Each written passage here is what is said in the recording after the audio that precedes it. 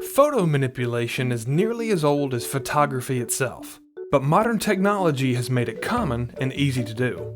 Using photo editing software, almost anyone can make big changes to an image, from adjusting colors to adding and removing content. That's why you should always keep a critical eye on images in the media. Essentially, images are meant to either depict reality or be artistic. In artistic media, images may be manipulated for any number of creative purposes, and that's fine. But for images intended to show reality, manipulation can equal big problems. While it's common for news media to make minor changes like cropping, it's unethical for journalists to edit a photo in a way that changes its meaning or misleads viewers.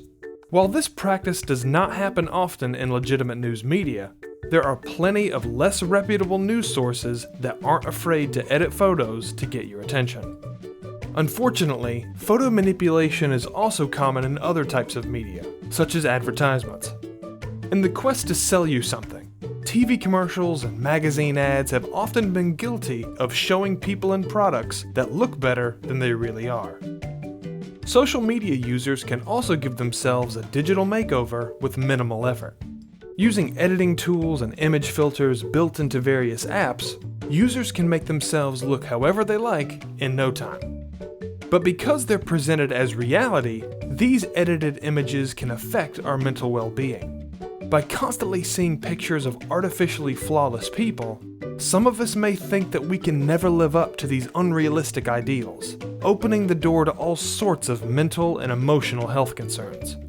In recent years, however, there has been public resistance against this practice in advertising and other media, calling for more realistic and natural portrayals of people. Photo manipulation may be common nowadays, but hopefully you'll keep an eye out for images that seem too good to be true.